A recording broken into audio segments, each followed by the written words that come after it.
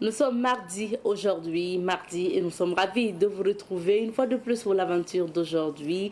Nous souhaitons donc de partager l'amour autour de nous parce que tout simplement nous partageons l'amour avec vous chaque matin à 7h30 à partir donc de cette heure-là.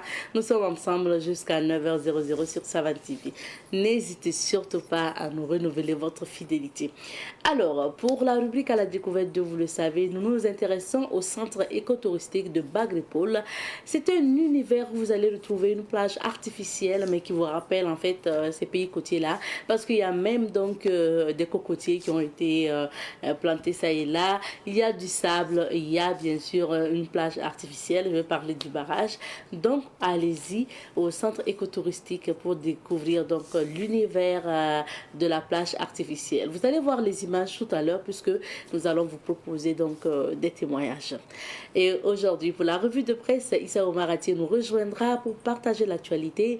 On parlera de ce cas malheureux donc de l'attaque d'un véhicule de transport de fonds à Ouagadougou, des pertes en vie humaine. On reviendra sur ça. On reviendra donc sur le décès du président iranien. On reviendra également sur notamment des cyber-escrocs qui ont été arrêtés. On parlera de tout ça dans la revue de presse avant de recevoir notre invité du jour qui sera là pour nous parler des assises nationales. On fera le point de ces propositions ensemble dans la rubrique invité du jour. Plus tard, Youssef nous rejoindra pour la chronique Un nœud sur la société. Et dans cette chronique-là, on parle des interdits aujourd'hui. Merci de vous installer confortablement parce que ça promet donc de l'information et de la découverte. Alors, on part tout de suite et maintenant pour la première rubrique. Partons à la découverte du centre écotouristique de Bagrépole qui aujourd'hui est un espace à visiter tout simplement. C'est vrai que ce centre a connu des difficultés pour fonctionner il y a quelques années, mais depuis 2019, le centre est revenu donc dans ses beaux jours et fonctionne très bien. Donc, on va vous inviter encore à visiter ce centre écotouristique de Bagré dans la rubrique à la découverte d'eux, et il y a des promoteurs qui se chargent également donc de valoriser ce centre là. Alors on va écouter attentivement le témoignage et on revient. Je suis Joël Kapochichi, le directeur d'exploitation du centre écotouristique de Bagré. Le centre écotouristique de Bagré est un complexe hôtelier à vocation touristique et à éducation environnementale. Je tiens à préciser que c'est un centre de profit appartenant à Bagrépole, et ce centre qui a été rénové depuis 2019 aujourd'hui porte tous les services qu'un complexe hôtelier peut avoir. En passant par l'hébergement, nous avons 28 bungalows de divers types en F4, ça veut dire 3 chambres salons, F3, F2, F1. Nous avons, avec toutes les commodités dans ces bungalows, nous avons ensuite des salles de réunion de très grande capacité avec l'effectif qu'il faudra et la commodité qu'il faut aussi à travers le haut débit, à travers la vidéoconférence aujourd'hui où nous avons un haut débit pour les salles. Nous avons un restaurant, nous avons un bar, nous avons une salle de gym. Bientôt, on aura un plateau omnisport avec tous les sports de mai. Je tiens à préciser que le centre écotouristique aujourd'hui est un potentiel vraiment touristique où tout Burkinabé, toute personne doit être fière de ce patrimoine que nous avons dans notre cher pays et que nous offrons à la disposition de la clientèle de toutes couches. Les week-ends, par exemple, ici, nous offrons beaucoup plus d'activités ludiques en passant par la piscine que nous avons, une très grande piscine, nous avons une paillote et nous offrons aussi un buffet ici tous les samedis où on met à disposition les mets locaux à travers ce que nous produisons au niveau de Bagrépole. La plage, qui est aussi un joyau du centre écotouristique, est une plage qui va sur 1 hectare où au niveau de la plage, nous avons une baie aux cocotiers, nous avons un espace de jeu enfant. Nous mettons aussi à disposition au niveau de notre plage des espaces de détente où les clients peuvent venir et aussi s'offrir par exemple des jeux de société et profitant du plein air et de la faune et la flore que nous offre le centre écotouristique. Est-ce que n'importe qui peut se lever comme ça pour venir dans le centre ici? Le centre écotouristique est ouvert à toute personne et à toute couche sociale parce que nous avons des tarifs vraiment préférentiels pour toute bourse et toute couche. C'est un centre, comme je l'ai dit, où nous profitons d'abord du tourisme de vision parce que quand nous avons de la clientèle, il y a cette possibilité de faire un circuit touristique où ils pourront visiter la plaine, le village des pêcheurs, la plaine risicole, les investissements agro-maraîchers et aussi la transformation du poisson par les dames. Donc ce centre est ouvert à toute couche, à toute personne, où chacun y trouve son compte. J'invite tout le monde en général et mes confrères burkinabés en particulier à y faire un tour. Je vous promets qu'il n'y a que de l'enthousiasme à travers ce que nous offrons au niveau du centre écotouristique ici et la consommation des produits que j'insiste, nous consommons beaucoup plus des produits bio ici.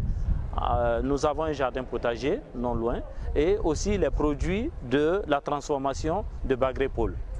Par semaine, nous recevons, malgré la maladie au coronavirus, aujourd'hui, nous sommes fiers de recevoir beaucoup de visiteurs et beaucoup de clients parce qu'ils sont satisfaits et quand ils viennent, ils découvrent ce joyau qui renaît de ses cendres et à travers eux, cela nous sert de passerelle de communication parce qu'ils vont aussi parler du centre écotouristique à d'autres personnes qui naturellement viennent vers nous et quand ils viennent, la particularité de toute personne qui arrive ici, c'est du fait qu'ils cherchent déjà, elle cherche déjà à prendre des images, des photos et véhicule ces photos-là auprès de d'autres personnes. Nous avons une grande clientèle burkinabé, une très grande clientèle burkinabé et j'en suis vraiment fier parce que mon taux de fréquentation et taux d'occupation est beaucoup plus une clientèle burkinabé. Et les étrangers, c'est beaucoup plus les vacanciers. Nous sommes aujourd'hui avec Issa Oumaratier, journaliste à Savane Média, journaliste présentateur. Bonjour Issa. Bonjour Abzeta et bonjour à tous les téléspectateurs de Savane TV. Merci d'être là. Nous découvrons d'abord les différents titres et on va faire les commentaires après. On commence par l'Observateur Palga qui titre à sa une Gendarmerie nationale des présumés voleurs d'énergie et des cyberdélinquants dans la NAS. Tournoi IFOAB U17, Oscar Barreau signe sa première victoire. Hommage à Henri Conan Bédier, symphonie de Yako pour le Sphinx de Daoukourom. Cohabitation pacifique, séance de sensibilisation avec la CONAREV, Jardin Caboret à Bobo, ce changement des dénominations qui ne passe pas. Ouaga, 2 morts dans le braquage d'un véhicule transportant de fonds. Le pays titre à sa une Akinoumi Adesina, président de la BAD, la Banque africaine de développement, soyons des vuvuzela du continent noir. Iran, le président Ibrahim Raïssi ne pleut. 34e anniversaire de l'assassinat de Dabo Boukari, l'UGEB invite les étudiants à poursuivre l'œuvre du défunt. Histoire énigmatique, c'est une rubrique, histoire dramatique d'un homme maudit. Actu Foot, Cameroun, aux premières loges pour le défilé, Eto'o s'offre un sacré pied de nez. Révélation, échangeur du Nord, le braquage d'un véhicule transportant de l'argent fait 2 morts. Commune de Ouagadougou, des présumés cyberescrocs et des voleurs d'électricité dans la NAS. Aujourd'hui, au Faso titre à sa une, mort du président iranien Ebrahim Raïssi, vu de l'AES, l'État théocratique demeurera l'allié du Burkina, Mali, Niger. Américains, Britanniques, 40 assaillants dans le putsch manqué en aide de Congo, cousu d'un fil blanc sale. Coopération multilatérale, la représentante spéciale de l'Union européenne pour le Sahel chez le chef de la diplomatie burkinabé, amélioration du climat des affaires, un taux global de mise en œuvre des réformes de 67,23% en 2023. 10e Forum mondial de l'eau, le Burkina Faso y prend part. Première session ordinaire 2024 du CASEM de la santé, les acteurs engagés pour une meilleure gouvernance. Justice, un mandat d'arrêt lancé contre l'activiste Naïm Touré. Direction générale des impôts du centre, recensement et impôts dans les marchés EYAR. Le quotidien titre à sa une, vol d'électricité de la Sonabel, un réseau démantelé. Histoire du Burkina Faso, Savane Média dévoile des monuments des personnalités historiques. Jubilé d'Albâtre des frères des écoles chrétiennes, une fin en apothéose à Bobo du Lassoum. Le président Ebrahim Raïssi tué dans un crash d'hélicoptère. Sidoya, pour terminer, amélioration du climat des affaires, une performance de 67% en 2023. Iran, le président Raïssi perd la vie dans un crash d'hélicoptère. Le capitaine Ibrahim Traoré salue la mémoire d'un dirigeant engagé pour la souveraineté de son pays. Quartier Tampouya Ouagadougou, 2 convoyeurs de fonds abattus par des braqueurs. Emprunt obligataire par appel public à épargne, le système financier régional a réaffirmé sa confiance en l'État burkinabé, selon le docteur Constantin Dabiré. Graisse abdominale, le choix d'une alimentation équilibrée est essentiel. Période de canicule, le calvaire des personnes du 3e âge, nouvelle du front, neutralisation de terroristes exploitant un site minier à Nassoumbou. Trait de plume, Gabon, vous avez dit grève de la faim, s'interroge le journal. Et c'est ici également que Abzeta s'achève donc la lecture des unes des journaux du jour. Merci bien Issa. On passe à la phase commentaire. Nous nous intéressons à ce cas malheureux, un accident qui a coûté la vie donc malheureusement à des personnes. Il s'agit de ce braquage à main armée d'un convoi de transfert de fonds. Oui, effectivement, les faits se sont déroulés hier, en tout cas aux alentours de 16h, au quartier Tampouy, dans l'arrondissement 3 de Ouagadougou, où un camion donc, de transport de fonds a été donc la cible des braqueurs. Le véhicule en question a été donc suivi dès le début, en tout cas à son départ d'une banque de la place où certainement il était parti pour prendre de l'argent pour transporter à une autre banque. Et les braqueurs l'ont suivi, en tout cas selon les témoignages révélés par l'observateur Palga.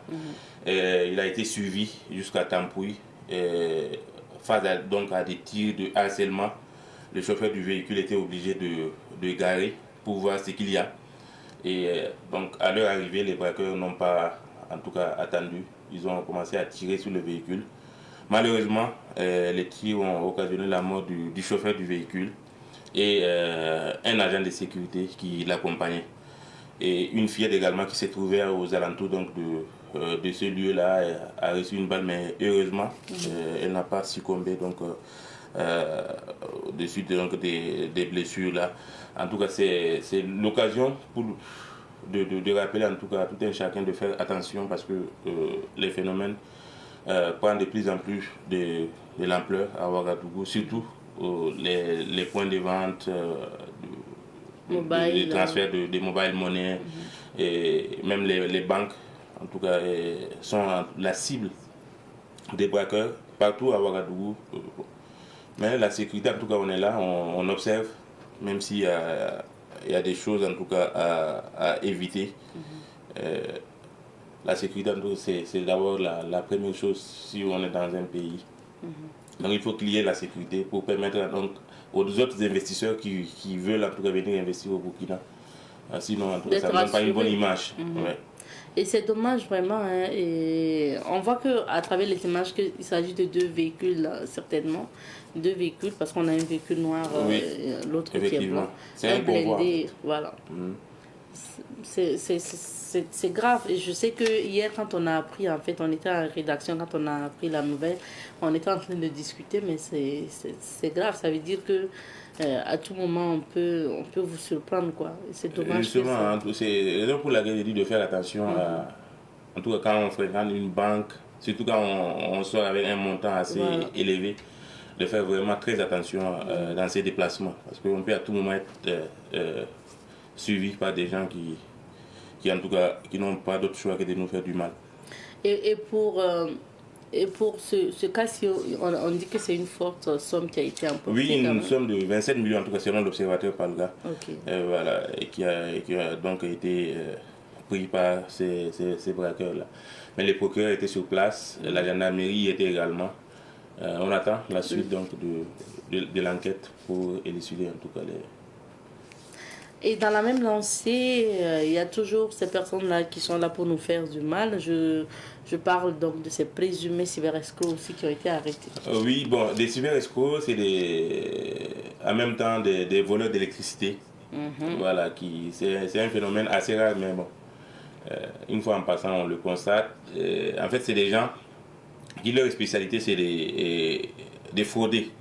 C'est-à-dire, ils ont un compteur à la maison, ou bien si tu as un compteur à la maison, tu sollicites leur service, ils viennent, ils font des branchements en amont du compteur.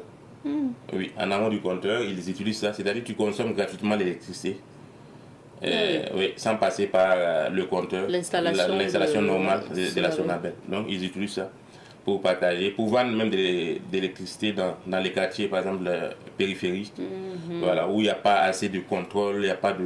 Donc ils essaient de faire ça. Ils le font depuis 3 ans. Mais ils ont été arrêtés par le service. Carrément. Oui, c'est un réseau. Ils ont été arrêtés par le service donc, de recherche de la gendarmerie. Qui malheureusement, leur cerveau, le chef de bande, il est décédé en 2023. Oui, ce sont ces éléments qui continuent toujours de faire ce travail-là. Donc la Sonabel a évalué les préjudices donc, qui s'élèvent à pratiquement 17 millions de francs CFA. Ah oui. Bon, tant mieux. Donc, fait de cavale pour ces présumés voleurs d'électricité. Alors, on termine par... toujours, aujourd'hui, carrément, l'actualité, c'est de tristes nouvelles. Oui, nécrologie maintenant avec le décès du président iranien. Oui, Ibrahim Raïssi, qui est mort avant-hier dans un crash donc d'un hélicoptère il était en déplacement à la frontière avec l'Azerbaïdjan où son hélicoptère a eu un crash, certainement dû, selon les informations en tout cas, dû à la mauvaise comment on appelle ça, conditions météorologiques, voilà, qui n'a pas permis en tout cas à l'hélicoptère de suivre son chemin. Maintenant, bon, hier, le président, le guide suprême de l'Iran a désigné déjà un intérimaire qui va assurer donc les affaires courantes en attendant l'élection d'un nouveau président. Parce que le système de vote, il y a un guide suprême qui est au-dessus du président. Voilà, qui en tout cas, il s'appelle Ayatollah. Voilà, si vous entendez parler de lui, en tout cas, bon, c'est quelqu'un qui est vraiment discret. Il n'aime pas les caméras et autres. Donc, c'est lui-même qui gère. Donc, il a désigné un intérimaire. Et en même temps, vous savez que le Burkina et l'Iran, en tout cas, ont ces derniers temps une relation vraiment forte dans plusieurs domaines, surtout de l'énergie, de la sécurité. Et Ibrahim Traoré a donc tweeté hier en saluant donc la mémoire d'un président qui s'est engagé pour le bonheur de son pays, pour le bonheur de son peuple et pour la souveraineté de son pays hier. Même chose du côté du Niger et du Mali également. Les présidents ont donc salué la mémoire en tout cas d'un homme digne selon leurs propres expressions. Et le Premier ministre aussi burkinabé s'est rendu hier à l'ambassade de l'Iran au Burkina, en tout cas pour présenter ses condoléances et les condoléances du peuple burkinabé. Merci. À la suite de nos autorités, nous également on présente nos condoléances au peuple iranien. Merci beaucoup Issa. Je vous en prie, Abdeta. On va maintenant découvrir donc les couleurs du temps, c'est à travers la météo du jour. Nous recevons pour vous aujourd'hui Monsieur Ayuba Ouattara. Il est le président du mouvement patriotique Le Faso d'abord, Burkina Faso. Donc président également de Nepo Burkina. On va découvrir ces structures ensemble à travers cet entretien, mais on va surtout parler de l'actualité nationale et internationale et surtout des assises nationales à venir. Bonjour à vous, Monsieur Ouattara. Bonjour, madame. Bienvenue sur ce plateau, la deuxième fois sur le plateau de Bonjour le Faso. Alors, commençons avec l'actualité en lien avec le décès dimanche dernier donc, du président iranien Ibrahim Raisi. Alors, pour commencer, qu'est-ce que vous pensez de ce triste événement? Bon, bonjour, madame. Tout d'abord, avant de commencer, nous allons dire bonjour aux téléspectateurs de Savane Média. Et merci, on leur dit merci de vraiment suivre Savane Média. Et en réalité, cet événement qui s'est passé à l'Iran, ce n'est pas en réalité un événement anodin. Je pense que c'est des événements qui sont prévus. Et vraiment, c'est de dire aux dirigeants, avec la situation actuelle du monde, où nous sommes en transition d'un monde multipolaire, juste et équitable, de dire à nos dirigeants, à nos différents dirigeants qui se sentent un peu, j'allais dire, qui se sentent un peu pas avec les dirigeants qui étaient, surtout l'Occident, qui se sentent, qui ne sont pas en phase avec les aspirations de l'Occident, d'être très prudents dans les déplacements et de rester vraiment sur les positions ou de limiter les mouvements à travers leurs déplacements. Qu'est-ce que vous essayez de nous dire? Parce que le problème, c'est quoi? Le problème, c'est actuellement, il faut savoir qu'il y a un problème entre les dirigeants qui ne partagent pas les idéaux de l'Occident. Puisque si vous savez bien que c'est l'Occident qui dirigeait le monde, en tout cas pendant cette décennie. Maintenant, si nous sommes en train de passer d'un monde unipolaire à un monde multipolaire, il y a un problème. En fait, le décès du président iranien n'est pas une surprise.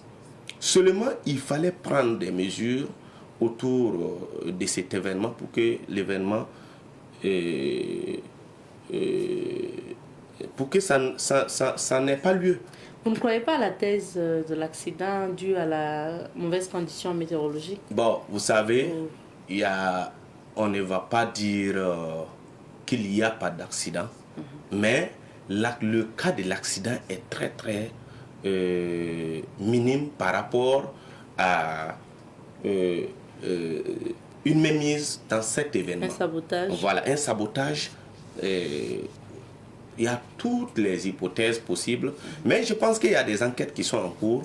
Et je sais que tôt ou tard, les enquêtes nous diront quelque chose. Voilà. On attendra de voir, M. Ouattara. Voilà. On revient sur l'actualité de votre mouvement. C'est quoi justement l'actualité du mouvement patriotique Le Faso d'abord, Burkina Faso? Le mouvement patriotique Le Faso d'abord, Burkina Faso, il faut dire que c'est une association et un mouvement qui est dans la promotion du patriotisme et du vivre ensemble. Et il faut dire que c'est un mouvement révolutionnaire, voilà, et qui accompagne les actions des autorités, mais pas aveuglement, qui accompagne à juste titre les actions des autorités actuelles dans leur lancée révolutionnaire. Et pour aller plus loin aussi, vous êtes représentant de Nepo Burkina, comme je le disais tout à l'heure. Et est-ce que Nepo a la même vision que votre mouvement de base? Oui, bien sûr, puisque il faut dire que Nepo est aussi révolutionnaire. Et c'est sur la base du mouvement patriotique Le Faso d'abord que j'ai été découvert à travers NECPO. Voilà. Et c'est suite à cela que j'ai été nommé comme président local de NECPO, au Burkina Faso. Parlons maintenant de l'actualité. Les 25 et 26 mai prochains vont se tenir les assises nationales. Qu'est-ce que vous pensez de ces assises-là? Est-ce que pour vous, c'était obligatoire de les tenir? Bon, les assises, on ne peut pas dire que c'était obligatoire de les tenir. On pouvait passer par d'autres manières, comme le cas du Mali. Le Mali n'a pas tenu des assises. Et je pense que ces assises-là seront l'occasion, en tout cas pour les autorités, de recadrer beaucoup de choses. Parce que lors de ces assises, les premières assises, moi j'étais présent et je pense que... Dans la salle? Oui, j'étais présent dans la salle. Et je pense que l'une des erreurs de ces assises, c'était de garder la Constitution. Parce qu'on ne peut pas vouloir quelque chose et son contraire. Parce qu'une fois qu'on garde la Constitution, c'est comme si on se contredit en réalité. Parce qu'on n'est pas là pour... on n'est pas venu par des élections, on est venu par des circonstances. Et tout le monde est d'accord avec la gouvernance actuelle, je peux le dire. Parce que quand on prend, en tout cas la plupart, je peux même aller jusqu'à 70% des populations sont d'accord avec les actions dont on mène actuellement et dans le cadre de l'éradication du grand banditisme. Donc, moi je pense que notre pays était en tout cas dans une situation de disparition. Et si des gens sont venus, nos autorités actuelles sont venues et qu'ils arrivent à mettre le pays sur de bons rails, moi je pense que c'est salutaire et il ne faut pas faire de l'amalgame à cela. On ne peut pas vouloir des omelettes sans vouloir pour autant casser les œufs. Donc, il faut vraiment partir sur une base très très solide. Dans ce sens que si cette fois-ci on fait des assises, il ne faut pas que dans 2 ans, 5 ans, on revienne sur des assises. Mais cette fois-ci aussi, c'est parce que en fait, les députés ne l'ont pas voulu. Sinon, tout pouvait se résoudre par la modification de la charte, donc au niveau de l'Assemblée nationale. C'est parce que les députés ont préféré des assises à une modification donc, de la charte. Tout cela, c'est ce que je vous ai expliqué. C'est dès le départ des assises que tout cela est décidé. Voilà. À partir du moment, si on avait mis des garde-fous dès le départ des premières assises, je pense qu'on n'allait pas être là pour des assises encore. Puisque si vous avez remarqué, les assises normalement devaient se tenir en fin juillet. Bon, si on est revenu en arrière, sûrement les autorités savent pourquoi ils sont revenus un peu plus tôt. Mais il faut savoir qu'il y a des oiseaux de mauvaise augure qui s'apprêtaient à saboter ces assises.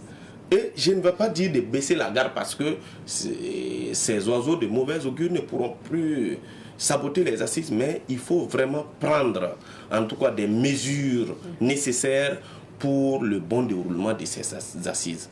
Parce que les assises ne consistent pas à aller au niveau de la salle, dire que nous voulons que le président fasse 5 ans. Moi, je pense qu'il faut donner le temps au président d'éradiquer le banditisme, dont d'autres appellent le terrorisme, d'éradiquer complètement, même si ce n'est pas entièrement, quand même on sent des avancées et quand même on peut aller jusqu'à un certain niveau d'éradication de ce banditisme avant d'organiser des élections. Avant d'organiser des élections. Est-ce que vous êtes de ceux qui pensent qu'il ne faut même pas donner un délai?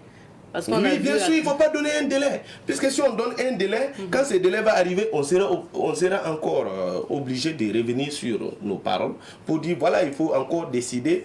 Bon, quand bien même qu'on sait que les assises, ce ne sont pas des élections. Les assises, ce ne sont pas des élections, mais même si on touche un peu toutes les couches des organisations de la société civile, des responsables religieux ou coutumiers, on touche un peu toutes les couches de la société. Mais ce ne sont pas des élections. Donc, il faut qu'on parte sur des bonnes bases. Il faut qu'on sache que les assises, ce ne sont pas forcément des élections. Voilà. Mais c'est pour mettre des idées ensemble et décider de la trajectoire future de la transition. On revient sur la durée, parce qu'on a vu avec les mobilisations de ce qu'on appelle communément les Waïs, les pro-transition, qui, pour d'autres même, parlent de 5 ans, d'autres disent, certains parlent de 5 ans, d'autres disent pas de délai du tout. Il faut tout simplement laisser le capitaine Ibrahim Traoré et son équipe travailler. Est-ce que ce n'est pas grave quand même? Travailler jusqu'à quand? Ça prendra 10 ans, ça prendra 20 ans, ça prendra, on sera là toujours. Non, madame, ce n'est pas grave parce que vous savez, c'est ce que je vous dis. Quand on parle d'élection, c'est qu'il y a un État. Si l'État part à la disparition, on ne parle pas d'élection. Moi, je pense que c'est de laisser librement la transition faire son travail. Pourquoi est-ce qu'on doit vouloir à tout prix qu'il y ait des élections pendant que consciencieusement on sait que ça ne va pas? Ça ne va pas chez nous. Pour quitter de Ouagadougou, faire même 50 km, souvent on a peur. C'est notre pays, c'est notre patrie. Il faut qu'on arrive à éradiquer vraiment le grand banditisme et même le banditisme en milieu urbain. Puisque quand on va finir avec... On ne doit même pas attendre finir avec le banditisme en brousse pour revenir dans le milieu urbain. Parce que si vous avez suivi les actualités, le banditisme dans le milieu urbain prend beaucoup d'ampleur parce que en réalité, on est en train de les combattre en brousse, donc ils reviennent en ville, c'est comme ça. Alors, M. Ouattara, peut-être pour clarifier les choses, à ces assises, la décider d'une date butoir pour la transition, ce n'est pas forcément dire qu'arriver à cette date, il faut faire des élections, mais arriver à cette date, on peut encore s'asseoir à nouveau et décider. Moi, je pense que c'est une mauvaise manière de communication. Ah. Non, c'est une mauvaise manière de communication, parce que si on dit tel délai, en réalité c'est comme si on est en train de satisfaire plaisir à des gens. Mais moi je pense que pour la première phase de la transition, on pouvait essayer de faire cela. Mais maintenant, lors des deuxièmes assises, on ne doit pas tomber dans des erreurs où on doit encore revenir pour des assises. Moi je pense que c'est très clair. On ne doit pas donner de délai à une transition qui est en quête de souveraineté et d'indépendance. Moi, je pense que les gens n'ont pas compris la lutte. Parce que ce n'est pas seulement l'insécurité. Hein. Voilà. Il y a la lutte pour l'indépendance totale et puis la souveraineté. Nous sommes actuellement dans une phase de révolution. Et il faut laisser la révolution continuer. Moi, je n'ai vu en aucun cas dans un pays où on est en phase de révolution, où on demande aux dirigeants de suspendre, comment on appelle ça encore, la direction du pays et d'organiser des élections. Peut-être même, je peux vous dire que si on organise des élections, je suis à 100% sûr que le président et son excellence, le capitaine Ibrahim Traoré, il va passer. Il va passer, mais seulement le problème est qu'il ne faut pas prêter attention à ce qu'on nous a appris en réalité. C'est-à-dire on nous a mis dans des têtes que non, c'est des élections seulement qui font le pouvoir. Non, ce n'est pas seulement des élections. Ce n'est pas... Quand vous regardez, dans notre passé récent, nous avons libéré des terroristes, des chefs terroristes, et on a organisé des élections. Ça nous a envoyé où? Ça contribue à empirer la situation nationale. C'est ça le problème. Donc, je pense que c'est de laisser carrément, en tout cas, nos dirigeants, jusqu'à ce que nous allons sentir que vraiment il y a une amélioration et ils vont en ce moment chercher à organiser des élections. Comme nous sommes aussi en train de lutter, contre le grand banditisme. De deux, nous sommes en train de lutter pour notre indépendance totale et notre souveraineté. Ça fait en fait plusieurs luttes à la fois. Voilà. Et vous êtes aussi au courant que tout le monde crie que voilà, l'économie, ça ne va pas, il n'y a pas d'argent qui circule. Mais il faut qu'on lutte pour tout ça. Hein? Ben, c'est la réalité, c'est vrai, mais il faut qu'on lutte pour tout ça. Parce que il faut qu'on lutte, c'est parce que tout simplement on n'est pas indépendant carrément. Sinon, si nous sommes indépendants, nous avons notre souveraineté, on est indépendant économiquement, on est indépendant, comment on appelle ça encore, dans le domaine alimentaire. Vous pensez que nous allons crier qu'il y a un problème économique? Nous n'allons pas crier. Nous allons avoir des investisseurs. Si nous avons réglé le problème d'insécurité, les investisseurs vont venir chez nous. Alors, est-ce que c'est la position que vous défendez concernant le prolongement donc, de la transition? Est-ce que c'est la même position officielle de NEPO Burkina ou NEPO International? Bon, vous savez, NEPO, c'est une organisation internationale, comme je vous ai dit. NEPO est plus focalisé à accompagner les États dans la quête de leur souveraineté et de leur indépendance totale. Et NEPO est basé en Russie. NEPO a été créé pour remplacer valablement NATO, qui est l'OTAN, qui est l'organisation du traité de l'Atlantique Nord, qui est différent de NEPO, qui est l'organisation de la paix de l'Atlantique Nord. Parce que nous avons remarqué qu'au niveau de l'OTAN, on ne parle pas de la paix, on parle plus de la guerre. Quand vous avez regardé, depuis que la création de l'OTAN aujourd'hui, c'est la guerre que l'OTAN fait à certains dirigeants un peu fébriles, un peu, j'allais dire, qui ne sont pas à leur niveau. Ils font la guerre à ces dirigeants. Quand on prend le cas de la Yougoslavie, l'ex-Yougoslavie, quand on prend le cas à côté de la Libye, quand on prend le cas de l'Irak, l'Afghanistan, en fait, c'est la va-t-en-guerre. Hein. L'OTAN, c'est une va-t-en-guerre. Donc, du coup, NEPO a été créé pour remplacer valablement l'OTAN et prôner plus la paix que de chercher à aller dans le sens de la guerre. Voilà. Et ça veut dire que NEPO accompagne la NEPO transition? accompagne, comme je vous ai dit, NEPO accompagne tout État qui est en quête de sa souveraineté et de son indépendance totale vis-à-vis des impérialistes. On reste toujours sur les assises nationales. Revenons à la composition en fait de ces assises-là. On parle donc des composantes des forces vives de la nation, bien sûr, qui pourraient être composées, les différentes composantes pourraient être les forces de défense et de sécurité, les religieux et les coutumes dont vous parlez tout à l'heure, les partis politiques, les OSC, donc si on s'en tient à ce qui s'est passé donc aux assises passées, est-ce que elles sont représentatives en fait de la société burkinabé ou toutes les forces vives de la nation selon vous? Elles sont représentatives de toutes les forces vives de la nation. Parce que pourquoi? En réalité, je pense qu'un quota est donné à chaque organisation pour désigner des éléments.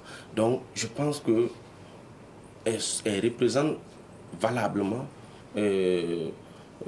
toutes les forces vives de la nation. Parce que on ne peut pas prendre aussi tout le monde. Hein. Voilà, c'est une désignation. On ne peut pas prendre tout le monde. Donc, c'est comme une représentation.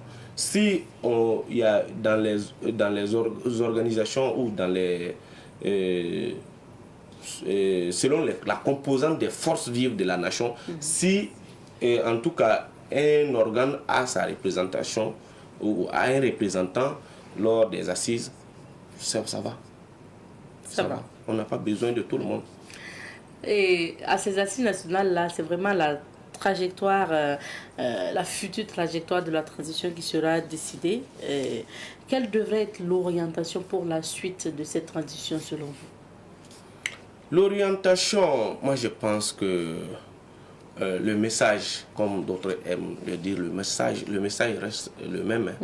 Voilà, c'est en primo l'éradication du grand banditisme, secondo les volets socio-économiques et des bases solides, une vraie réforme au sein de la CENI, de la CENI, non, c'est de la CENI. Ah oui, vous voulez parler de la commission, oui. Voilà, la commission, la CENI, et une vraie organisation des bases, un travail de fond au sein de la CENI. Et même vous voyez que c'est j'allais dire, notre système scolaire, notre système éducatif, notre système d'identification, en fait, nous devons aller sur une vraie base d'éradication du grand banditisme et de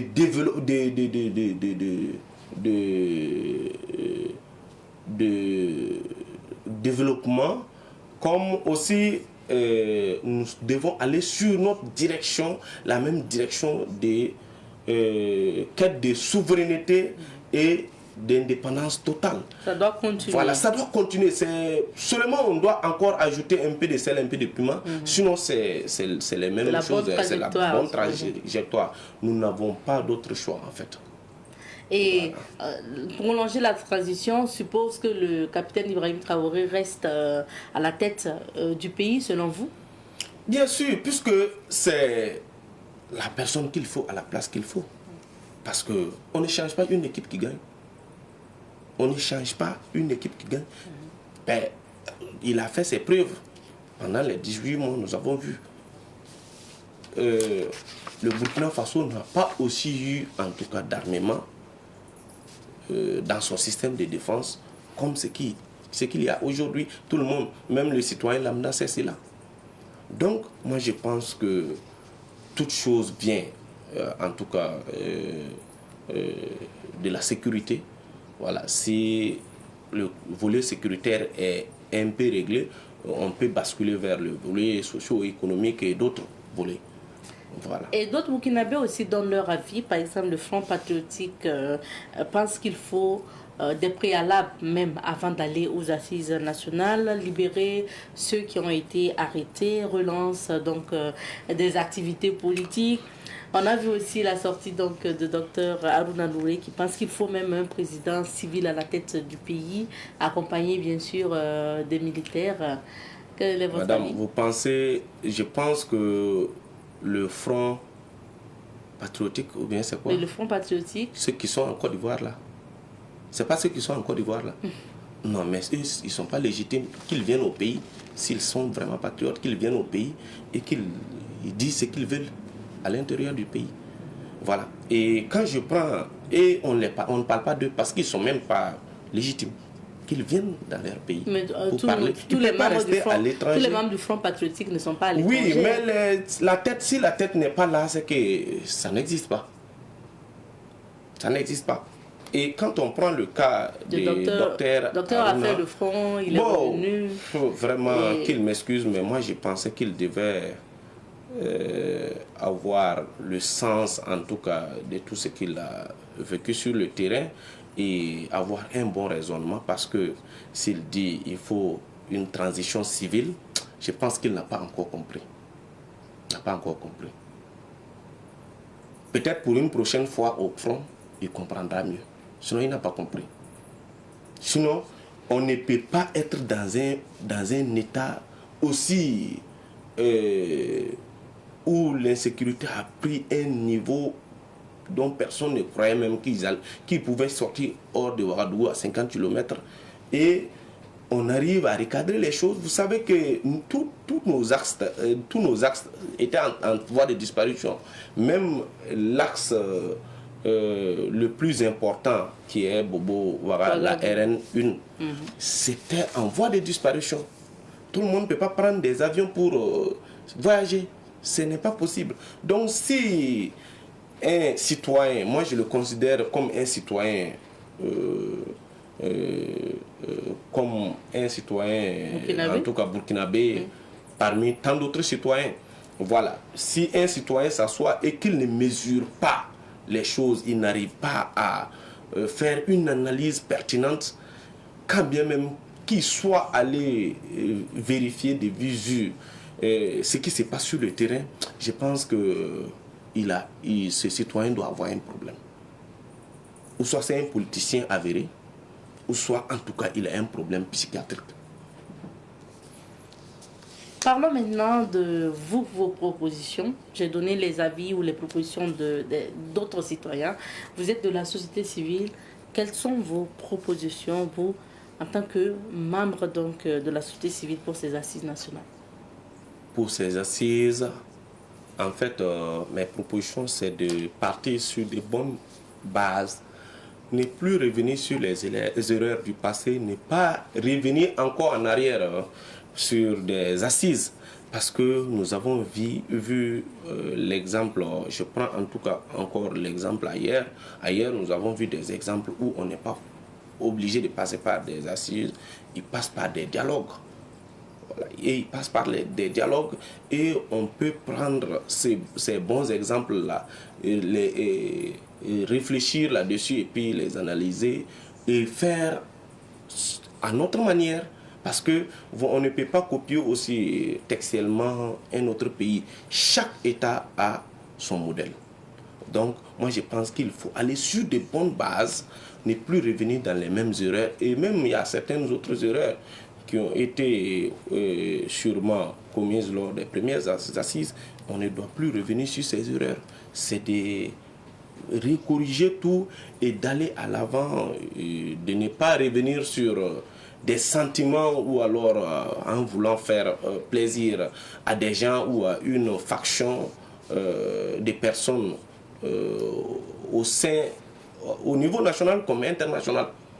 Voilà.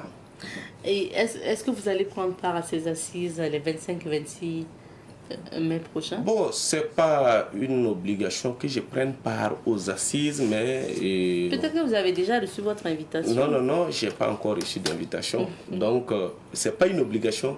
Je pense que le Burkina Faso regorge d'hommes et de femmes vaillants, hein, et qui savent vraiment ce qu'ils veulent et qui connaissent en tout cas l'importance de la nation, de la patrie. Voilà, parce que c'est des termes qu'il faut enseigner depuis le bas âge, hein. La patrie, la nation et certains d'autres termes qu'il faut enseigner depuis l'école primaire aux enfants pour que des gens ne viennent pas à l'université nous expliquer, comment on appelle ça, leurs limites. Voilà. Parce que quand on regarde la plupart des gens qui se disent intellectuels, en réalité, ce sont eux qui font ces genres d'amalgame. Ils se disent, comme ils se disent intellectuels, ils viennent, ils se disent que les gens vont plus les écouter, les regarder. Ils viennent, ils exposent leur ignorance devant les publics, devant les gens. Qu'est-ce que vous, les pro-transition, reprochez concrètement aux intellectuels burkinabés? Parce qu'on a l'impression que vraiment le courant ne passe pas entre les pro-transition ou les moi, je ne suis pas pro-transition, madame. C'est une erreur. Je ne suis pas pro-transition, mais moi, je suis pro-burkinabé. Pro-burkinabé. Voilà. Qui prône aujourd'hui le prolongement de la transition avec le capitaine Ibrahim Traoré. Parce que si vous voyez que le pays a été dans des problèmes pendant longtemps, depuis, je peux le dire, depuis le départ de Blaise jusqu'à aujourd'hui, nous sommes dans des petits problèmes. Et vous savez que la plupart du temps, même pas depuis le départ de Blaise, avant Blaise, c'est les intellectuels qui créent toujours des problèmes au Burkina Faso. Oui. Puisque le problème est que les intellectuels, leur connaissance est limitée à la France, à notre ancien maître, notre ancien colon. Parce que le problème est que tout ce que nous apprenons à l'école vient de la France. Nous n'apprenons pas quelque chose de vrai. On apprend un système. En fait, c'est un système. c'est un système conçu pour nous maintenir, en tout cas dans l'impérialisme. Donc c'est ce système que nous apprenons. Et comme nous apprenons ces systèmes, les gens soi-disant intellectuels, en réalité, ils ne connaissent rien de ces systèmes. Parce que si vous prenez l'histoire que quelqu'un d'autre, ton propre histoire que quelqu'un d'autre vient t'enseigner, vous voyez que c'est quand même gauche. Et quand tu apprends cette histoire, après, tu t'assois, tu dis, moi j'ai fait des longues études et je suis un intellectuel, voilà, je connais. Pourtant, en réalité, tu ne connais pas. En réalité, tu ne connais pas. Donc, je pense que nous tous, nous avons fait cette même école-là. Nous savons un peu ce qu'on nous a appris. Et quand vous voyez, prenez l'école primaire burkinabé et vous partez prendre l'école primaire du pays qui nous a colonisés et qui nous a laissé des mauvais souvenirs, qui nous a mal colonisés et qui nous tient en tout cas à travers comment on appelle les systèmes qui nous tiennent toujours dans ces colonialismes, dans ce système de colonialisme. Vous allez voir que nos systèmes éducatifs ne sont pas pareils. Donc voilà pourquoi je vous dis, un intellectuel, même en France, vaut mieux qu'un intellectuel ici. Parce qu'ils savent raisonner. Et nous avons vu plusieurs là-bas. Plusieurs intellectuels là-bas qui ne sont pas forcément pour le système néocolonialisme. Mais la plupart des intellectuels ici, c'est le système néocolonialisme ici. Alors, pour terminer, voilà. M. Ouattara, on revient sur la question sécuritaire. La réalité, c'est qu'on n'est pas carrément sorti donc, de l'auberge. On n'a pas carrément terminé avec l'insécurité. Qu'est-ce qu'il faut faire selon vous? On n'a pas terminé l'insécurité. Voilà une raison de plus qu'on ne doit pas donner un délai et pour la transition qui fait un bon travail actuellement. Et on doit laisser la transition continuer jusqu'à l'éradication. Parce qu'on ne sait pas quand est-ce que ça va finir. Si nous disons que, vous savez, il y a quelqu'un qui a dit dans le passé que c'est très facile que des terroristes rentrent chez vous, mais c'est très difficile qu'ils sortent chez vous. C'est ça le problème, parce que c'est une guerre hybride. Ça dit que c'est pas une guerre classique. Si c'est une guerre classique, on connaît l'ennemi, on connaît sa position, on attaque selon ses positions, mais ici, ils font des... comment on appelle ça, des scènes d'attaque et puis ils se morfondent dans les populations, au milieu des populations. C'est difficile de mener ces genres de guerre. Donc moi je pense que il faut laisser le temps nécessaire à la transition de venir à bout de ce problème. Parce que c'est comme je vous dis, ici nous nous sommes engagés à plusieurs fronts. Non seulement un front qui existait, mais un autre front que nous avons commencé comme si on était en 1960, qui est la quête, notre souveraineté et notre indépendance totale. Donc, c'est de proposer vraiment de continuer à nous procurer des armes nécessaires, parce que une chose est de lutter contre le terrorisme, mais l'autre est de prévoir d'autres guerres à venir. Parce que vous n'êtes pas sans savoir que si, en tout cas, le terrorisme, le grand banditisme là, nous a été imposé, je vous assure que quand on ne va pas pouvoir, en tout cas, passer par le système du terrorisme, il y aura une guerre ouverte. Ils vont passer par d'autres manières. Ça, c'est clair. Donc, il faut se préparer à tout cela. Il faut être dans le futur. Moi, je ne sais pas comment les gens ne comprennent pas les choses, mais c'est quand même très difficile de faire des analyses et de voir que les gens, ils ne font pas assez d'analyses. Ils ne réfléchissent pas assez. Sinon, si vous réfléchissez, vous vous retrouvez dans le futur, 20 ans en avant, 50 ans en avant, vous allez sûrement avoir un sens, en tout cas élevé de réflexion, pour contribuer à l'édifice de cette nation. Donc, c'est de continuer à nous procurer de l'armement, c'est de continuer dans le sens, en tout cas, que nous sommes déjà, la lutte contre l'impérialisme et l'insécurité, puisque c'est deux luttes qui partent ensemble, parce qu'on ne peut pas lutter contre l'insécurité et laisser l'impérialisme. C'est comme si vous êtes en train, vous avez renversé une calebasse et vous versez le sur la calebasse. Donc, c'est de continuer dans ce sens tout en misant beaucoup sur ce qui n'a pas encore été fait. Parce qu'il y a beaucoup, ça nous reste beaucoup à faire. Donc, le chemin est très long. Donc, du coup, il faut vraiment se mettre à l'œuvre pour relever les défis, puisque nous avons plusieurs ennemis en face et il faut se mettre vraiment au travail pour relever les défis. Monsieur Ouattara, merci d'avoir répondu à nos questions. Merci bien. On s'arrête ici pour l'entretien du jour. Je rappelle que nous recevions comme invité monsieur Ayouba Ouattara. Il est le président du mouvement patriotique Le Faso d'abord Burkina Faso et représentant donc de NEPO au Burkina Faso, donc président NEPO Burkina Faso. On va s'arrêter ici pour l'entretien du jour. On marque une petite pause et on revient. Il est bien installé sur ce plateau. On nous parle aujourd'hui donc des interdits dans la société traditionnelle. Youssef, bonjour. Bonjour Zeta. Bonne arrivée. Merci. Ça fait 2 jours. Ouais, on est là. Comme dirait l'autre. On se maintient. On se maintient. On s'approche pour ne pas tomber. On ne tombera pas, Inch'Allah. Inch'Allah. Amen. Alors Youssef, on parle des interdits dans la société traditionnelle.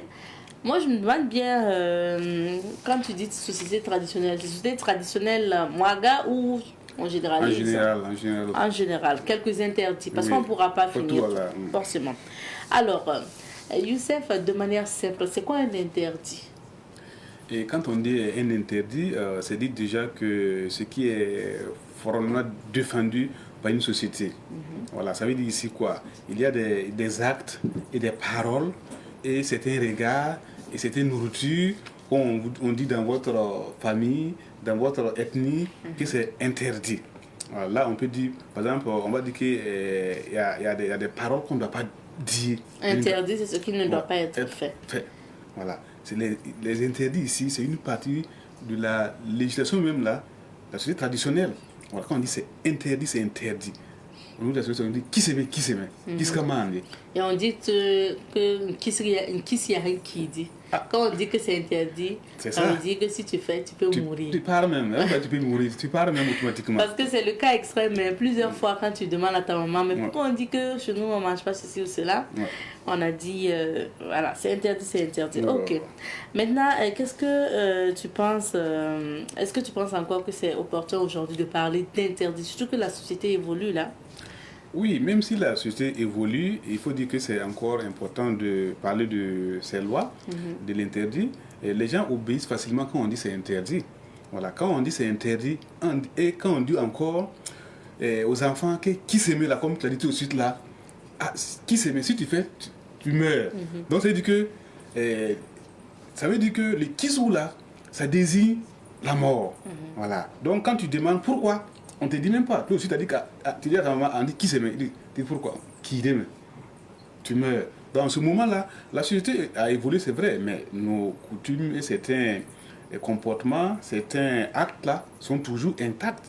En ce moment-là, l'interdit existe toujours. Si tu es enfreint à la règle qu'on te dit de ne pas faire, ça t'amène à où? Ça t'amène à la mort. Donc, c'est lié aux ancêtres qui font peur. Donc ça fait que beaucoup de monde sont un peu en retrait. Parce qu'on te dit, il ne faut pas faire, il ne faut pas faire. On t'a dit, si on prend l'exemple de la nourriture, on dit dans votre groupe ethnique là, il est interdit de manger telle chose. Voilà, par exemple le rat comme ça. Mais si tu manges le rat, tu deviens aveugle. Voilà. Tu le fais, tu deviens aveugle. Même si, au fond, bon, les parents, ils avaient désigné ça, qui s'est passé toute la communauté. Il y a une histoire derrière ça, parce que ça nous a sauvés, ça nous a fait quoi. Comme par exemple, les crocodiles, je crois, ils ne mangent pas de... Oui, crocodiles, il y a d'autres aussi qui ne mangent pas ça. Donc, on dit qu'il ne faut pas faire, pas faire. Donc, ça veut dire qu'ici, là, si tu es enfreint à la règle, tu pars. Donc, dans notre société actuelle, là, c'est toujours d'actualité. D'actualité. Alors qu'on est dans une société moderne aussi où on a des lois, les textes. Donc, je veux parler des lois, des textes modernes en lien avec le droit. Comment on peut gérer ça entre les interdits de la société traditionnelle et les lois et textes de la société moderne? Oui, les lois et les textes de la société moderne, il faut dire que tu as quitté dans notre système pour aller à l'école moderne, pour pouvoir lire et écrire, pour avoir la législation moderne et puis les lois. Là aussi, ils ont leurs lois. Parce que on dit de ne pas voler. Si tu voles, la loi a ses règles aussi pour te condamner à une certaine peine parce que tu as pris telle chose. C'est comme au niveau de la société traditionnelle aussi. On te dit, tu ne dois pas faire cela. Si tu fais, là-bas, il n'y a même pas à te condamner pendant 5 ans, 10 ans pour que tu ressortes pour pouvoir encore essayer de voir. Ça, les traditions, elles sont extrêmes. Voilà. Oui, mais c'est ça aussi qui fait la tradition. Extrême, en fait. Oui, c'est ça qui fait la tradition aussi. Ok. Est-ce que ce n'est pas aussi en contradiction avec nos religions importées aujourd'hui? Non, c'est pas du tout, pas du tout. Au contraire, même ces interdits-là, quand vous prenez les différents livres saints là, vous allez trouver là-bas qu'il y a des choses qu'on dit aussi qu'il ne faut pas faire. Si je prends par exemple les 10 commandements au niveau du christianisme là, les 10 commandements, il ne faut pas voler, il ne faut pas tuer, il ne faut pas chercher la femme d'autrui, faut pas. Donc, faut pas. Donc, tout ça déjà, ces interdits, on prend ça même. C'est lié à la sacralité de l'homme.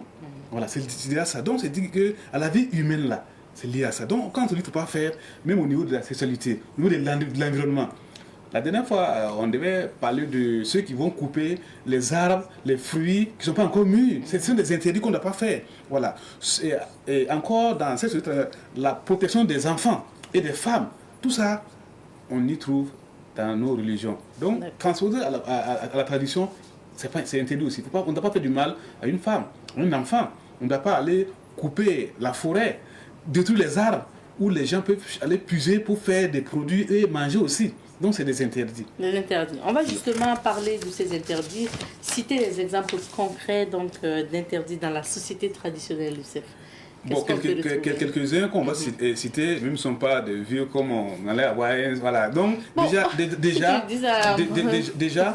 on dit de ne pas tuer, on ne doit pas tuer. Oui, ça c'est vraiment logique. Voilà, on ne doit pas tuer. Il y a des nourritures qui sont interdites. Voilà, je sais que...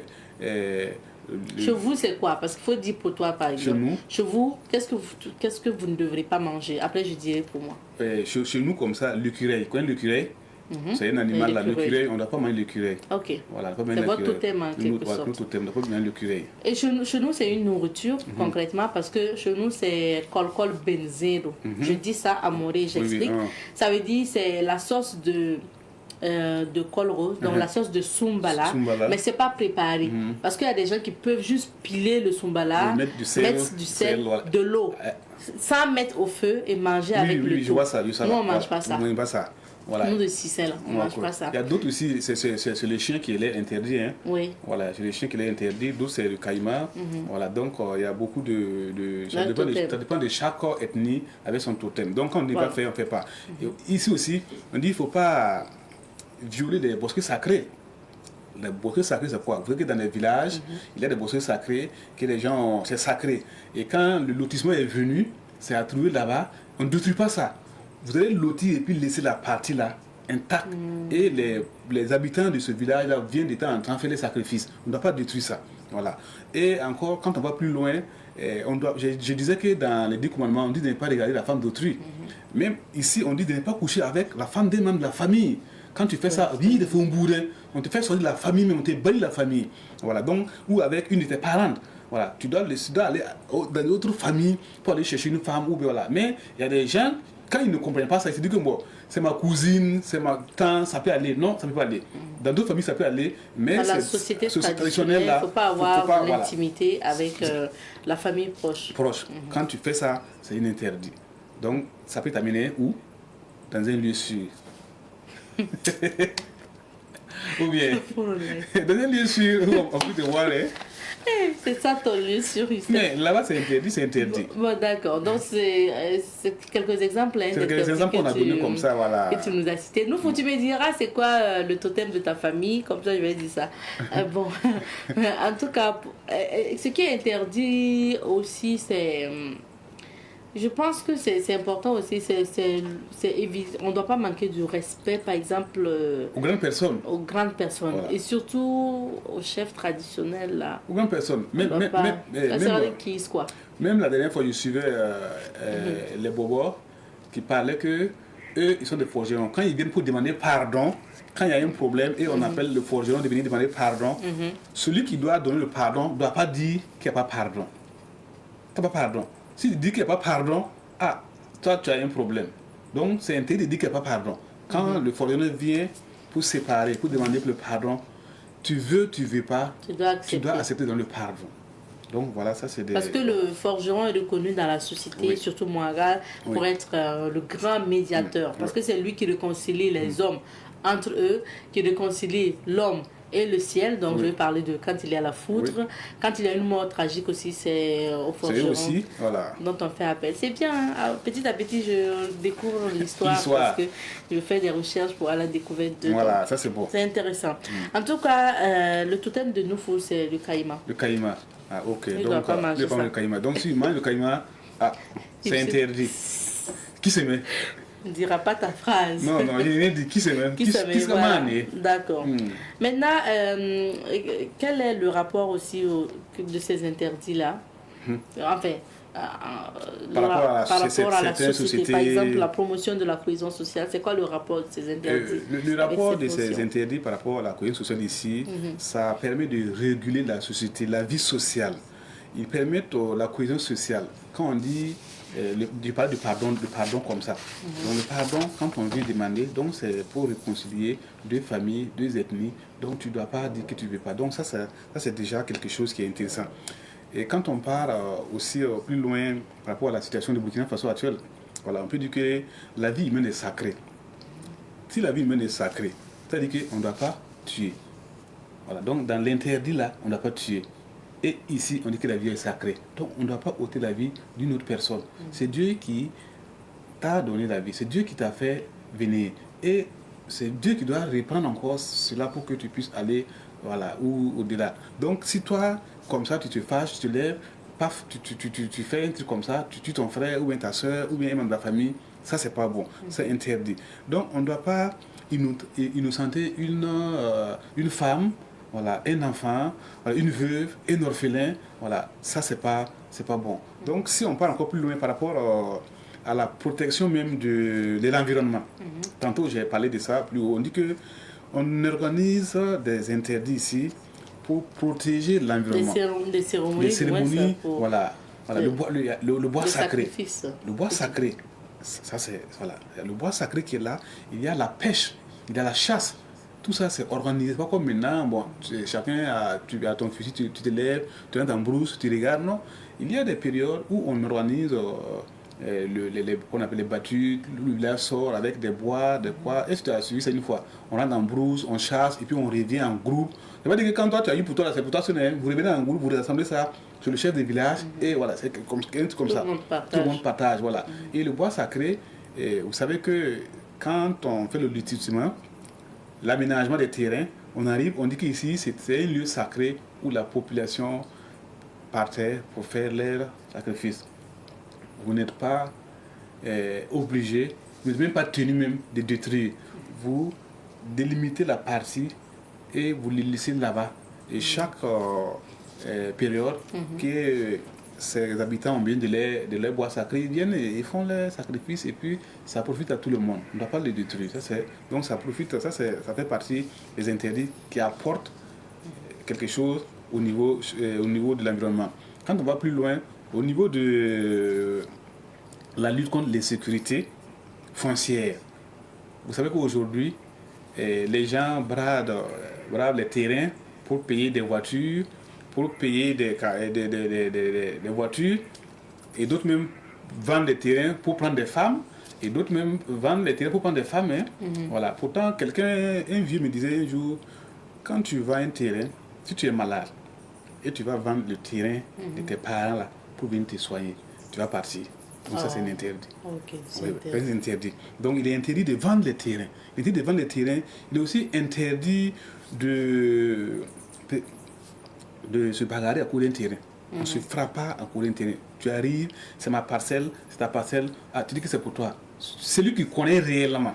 Il y a d'autres qui ne connaissent pas. Hein. Ils peuvent se bagarrer, voilà. Mais celui qui connaît réellement, on ne se bagarre pas à court d'un terrain. C'est ça. Voilà, si tu ne respectes pas cela là, il va y avoir quelque chose. Donc, on doit éviter de vendre les terrains tout à minute parce qu'aujourd'hui, là, on voit dans les localités, les jeunes vendent les terrains que les grands-parents ont laissés, les grands-parents ont laissés pour payer des voitures, pour prendre deuxième femme, troisième femme, ou bien ils se bagarrent à court des terrains, la famille veut vendre, mais pas. Donc, tout ça, c'est interdit. Donc, ici, nous allons interpeller les coutumiers de regarder, de voir pour que ça cesse.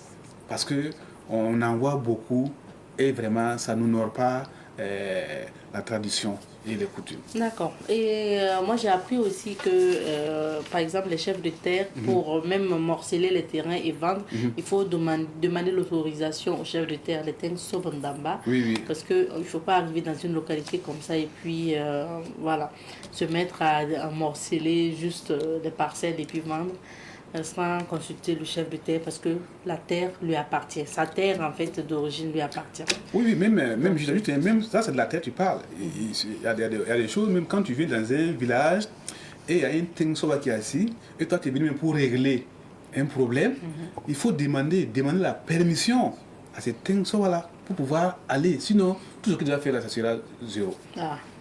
Alors Youssef, on va écouter les avis des populations. Aujourd'hui, on a fait un peu un... Ok, il n'y a pas Mais de on va problème. écouter, c'est important d'écouter aussi ce que pense La population. donc les usagers qu'on a rencontrés sur la route. Donc on va écouter le MT et on revient. Il existait toujours ce qu'on appelait les initiés chez nous, le Bourmanché. Et c'était une étape vraiment très capitale pour la jeune génération de Bourmanché. J'en ai entendu aussi parler que chez les Mossi aussi, ça existait. Mais maintenant, je n'ai plus de nouvelles. Sinon, moi, je sais que chez moi, pourquoi ça se passait comme ça. Pourquoi je dis que c'était une étape très capitale? Parce que c'est là-bas qu'on va t'initier, te montrer les valeurs culturelles d'un Bourmanché, notre famille. Et te montrer aussi ce qu'on doit et ce qu'on ne doit pas faire. Donc, qu'est-ce que vous retenez qu'on ne doit pas faire?